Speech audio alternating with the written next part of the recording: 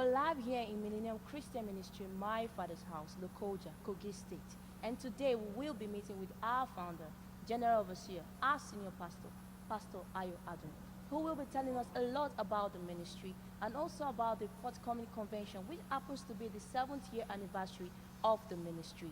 Join us as we meet our senior pastor. Hello out there. My name is Pastor Ayo Adun, the senior pastor of my father's house, Millennium Christian Ministry.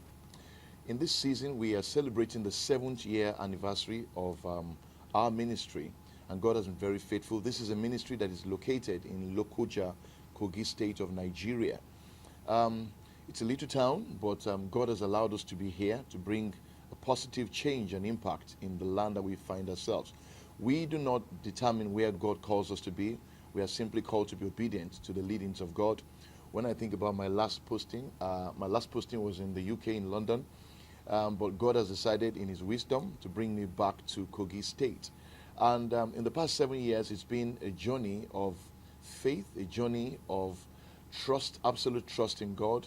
Met a lot of good people who have made this vision speak today.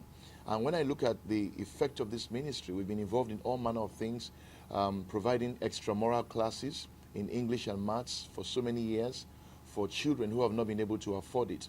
We've also been involved in feeding outreaches in the only girls' school in this land, where people began to take advantage of these girls because of poverty. And we rose to the occasion to be able to give them at least one meal a day to augment whatever their parents were able to do. We've also, for the past 6 years, had a bus service, free transport for school children all over the city, taking them to school and bringing them back from school.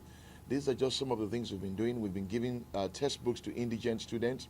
We opened up an elderly people's home where elderly people were able to come in, receive care, receive feeding, receive medical attention, and then go back home in the evening. The kind of ministry that God has given us to operate is beyond the church.